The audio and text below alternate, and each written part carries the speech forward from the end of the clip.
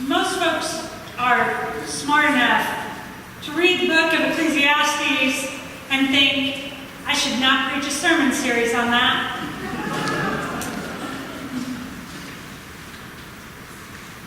It starts out dangerous from the very beginning, and it's a wonder that we ever get past the first 3 verses. Perfectly pointless. Everything is pointless. Right? That's what they teach you in creative writing. Reach out and just grab it. What do people gain from all the hard work that they work so hard at under the sun? We don't know very much about this little book. How many of you know very much about Ecclesiastes? If you were at 30, you don't get to count. Okay. What do you know about the book of Ecclesiastes? Come on. Seminary students don't count either. It's pointless. Pointless? What? Maybe. Come on, somebody save me here. Pete Seeger, thank you. Lord of mercy. Do you know this song? Where's Jonah? There's a whole song about it, right? Made famous by the Byrds in the 60s. That tends to be all that anybody knows about the book of Ecclesiastes. Well, there's more, actually, to the book of Ecclesiastes than an old Pete Seeger song. Some argue that it was written by King Solomon. Other people suggest maybe we don't quite know who the teacher is. We just know that there's this word, koheleth. Now, I don't do much Hebrew. I took Greek when I was at Brighton School, but it made me pronounce something different. But for this morning, we're going to go with koheleth. Deal? Allison will find out otherwise, and she'll correct us when she's back the next time. Koheleth is Hebrew for one who speaks to or teaches to the assembly. So it gets translated as teacher or preacher. And so, for sake of argument, we're going to call the writer of the book of Ecclesiastes Koheleth. Perhaps her name was Allison or Suzanne or Ryan. Whatever the name of this author, I have really resonated with them. I feel a connection with this ancient teacher of wisdom. And I spent more time in the last 2 weeks studying this ancient one's teaching than I have in the last 20 years. Now, some people will argue, and we should not listen to these people. Some people will argue that this is a book for skeptics and pessimists. I would argue that I have found myself in the camp of theologians who argue that this is a book for realists. Realists who can't seem to let go of God. Or perhaps realists whom God keeps a hold on to by their shirt tails. I love one description that I found in my study this last week of Koheleth's writings. It's written by an old Hebrew Bible teacher, and this sets the stage for us for the next several weeks. He writes, "Do not expect that this book will retell the story of the mighty acts of God, or bring prophetic words from God on the great themes of justice, peace, or messianic hope. Nor should you look for prayers of lament or songs of praise. Rather, sit back and listen to what this always critical and sometimes crotchety teacher has to say about life and death, God and love, sorrow and joy."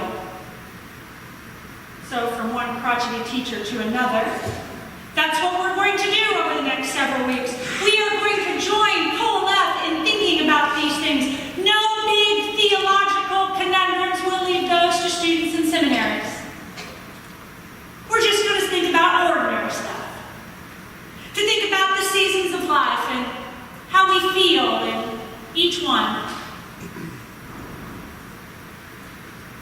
This text has me thinking this week, because first thing I thought about when I was reading it was this beloved place. Anybody know where that is? Mesa Verde. Mesa Verde National Park, and this is in southwest Colorado. Who's been there? Oh, a lot of you. It's wonderful. Holy, sacred ground. I've been thinking about that place this week. We went a couple years ago and took the kids and we wandered through it. Well, you don't really wander. They don't let you wander through Mesa Verde, right? You have to be intentional. You have to stay on the path, and you don't pick up rocks or touch stuff or mess with things. So we walked intentionally through Mesa Verde, learning about these ancient peoples who made these cliff-dwelling structures their home for more than 700 years.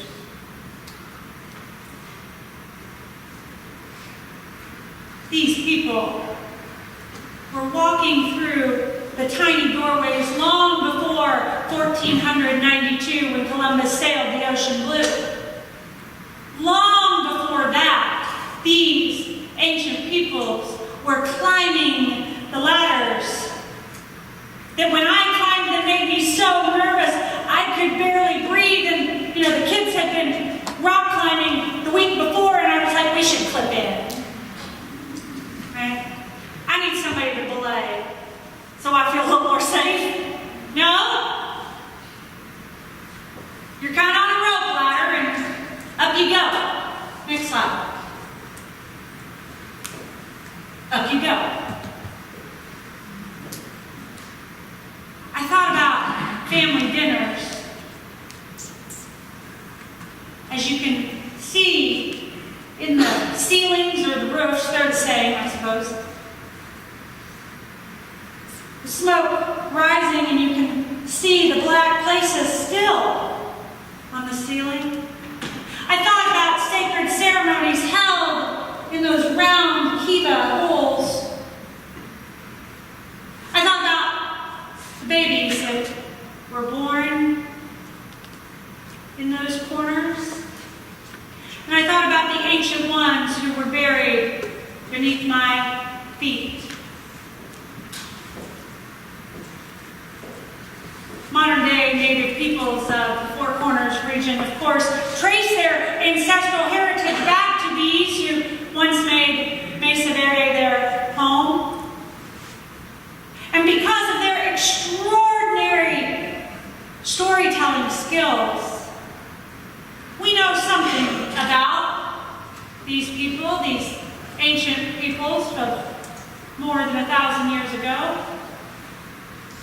But we don't really know the ins and outs and the individual names and stories of these people. We don't really even know the names of any of their leaders.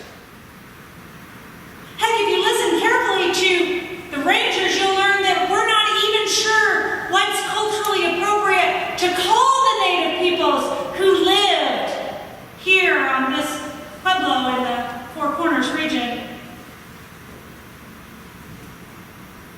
And I look at these pictures and I think about these ancient peoples, and I hear the even more ancient words of Kohelet saying to us, a generation goes and a generation comes, but the earth remains as it always has. The sparrow house you can't get to anymore. They don't let you go because the earth is taking it back.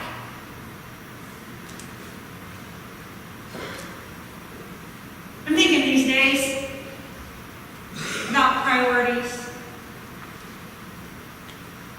and the stuff that really matters, the stuff I spend my time worrying about, and the things that fill up my days. Maybe because I'll be 45 next week, and that's what 45-year-old people do when they can't go out and buy a little red sports car or something.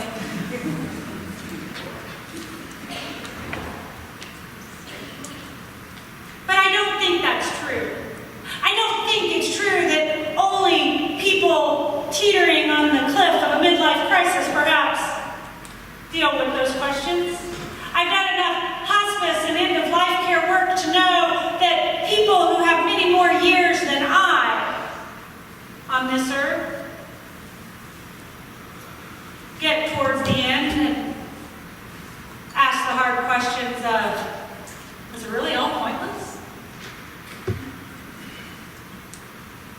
What did it mean? Why was I here? And I also know people that have much less time on this planet than I, who have it much better figured out than I. Because something horrible has happened and they've ended up being a single parent with 2 little people to raise. And I hear the ancient words of Kohelet say, the winds blow to the south, goes around to the north, around and around blows the wind, and the wind returns to its round again.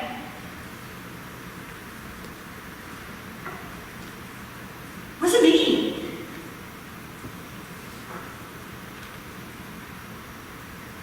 Suppose I've also been thinking about it because, as many of you know, I had a little bit of a health scare in April. No big deal, but it was really a much harder recovery than I anticipated. They tell me it's much easier to have your appendix out when you're 4 than it is when you're 44. And then a dear, dear friend of mine had a cancer scare. And then another one. And then one of my kids, another one of my kids, from my university days, she ended up with this rare infection in her incision from her C-section. A miraculous pregnancy. After surviving non-Hodgkin's lymphoma, she got pregnant with twins, and her husband said, really, after all of that, she's going to die from this?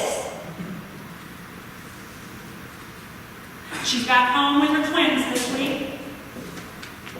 But about 10 days ago, we weren't so sure.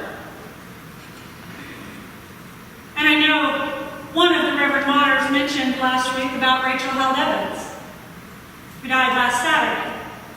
A 37-year-old mom of 2 tiny humans who has changed the way many evangelical, more conservative than we might be Christians, especially young women, understand God and their faith and their place in it, and she died tragically and unexpectedly. And we're not exactly sure from what, but when she went into the hospital on April 14th, she tweeted that she was going in for the flu and a UTI. And her biggest concern in that last tweet on April 14th was that she was missing Game of Thrones that night. I've never even seen Game of Thrones. Her biggest concern was missing that edition of Game of Thrones.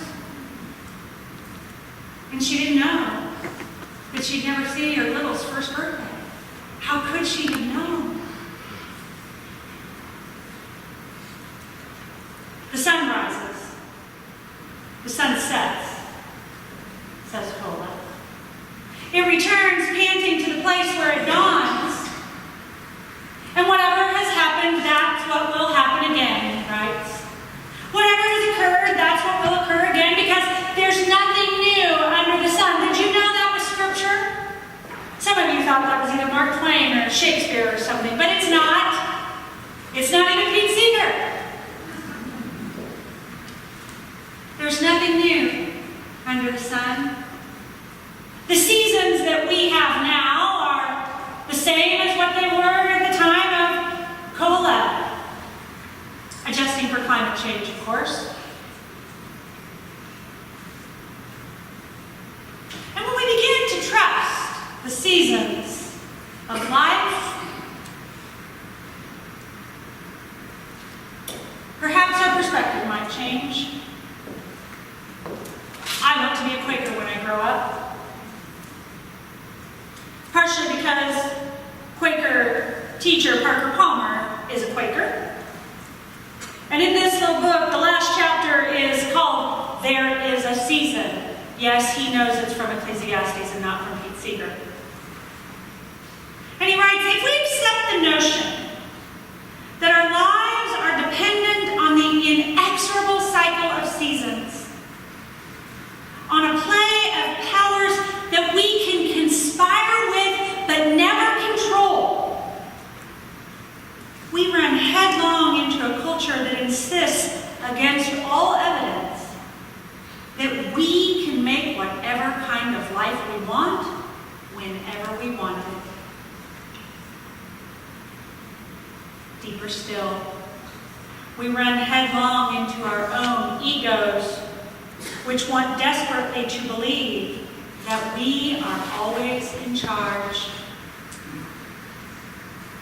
Want to believe you're in charge? I invite you up to Parkville this afternoon, where you cannot take a walk on the riverfront trail.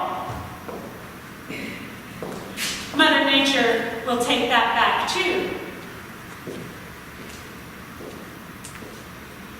Mother Nature cares not for 21st century modern technologies. Mother Nature knows about the seasons when the floods and the rivers of the mighty Mo are out of their banks, and the seasons where there's not quite enough to float the barge down. And as we go through over the next several weeks of the teachings of Kohelet, we might discover, if we listen carefully to his words, we might discover that the seasons under the sun are safe. And we might believe what Father Tim Whitmer says to be true, that these are the good old days. And that we can trust them. Because God's in all of it. God's in every season that Kohelet talks about in chapter 3, the one verse of Ecclesiastes that you know, that there is a time and a season under every heaven. We can trust those seasons of God. Don't believe me? Ask Kohelet. But you got to get through these first few verses where Kohelet is just cranky. Kohelet in the chapter 1 is having a day like maybe any number of us have on any given days. Maybe you've had the day of, what am I doing? I'm going to sell my house. I'm going to move to the beach, and I'm going to open a little shop where I rent boogie boards to people. I'm not saying I really thought that, but maybe you have. Or you're going to move to the beach and open a little shop where you sell drinks with umbrellas and exotic. Yeah, you got it. Yeah. That's where Kohelet is in chapter 1. But if you stick with him, or her, if you stick with Kohelet, he's going to show you something about the seasons of life. Regardless of which one you find yourself in right now. In this first chapter, yes, he says everything is perfectly pointless. But when you get to chapter 2, you suddenly hear the sweet words of verse 24 where he says, there's nothing better for human beings than to eat and to drink and to experience pleasure in their hard work. But that's chapter 2, and that's next Sunday's sermon. But on this Sunday, on this Mother's Day, I want to encourage you to really think about the things that matter, that really matter to you, people that are important. Think about the priorities of how you're spending your time and fights you're going to fight and ones you're going to save for another day, and with whom you're spending your energy and how you're expending your energy. And remember that the preciousness of life, seeing the sun rise and seeing the sun set, and knowing that she's going to make herself all the way around to do it again in the morning, is right in front of you. And God is in all of it. Every bit of it. God is in the iris that suddenly bloomed in your neighbor's front yard that you didn't even see until this morning. Don't miss it, it's there. Because it's gorgeous.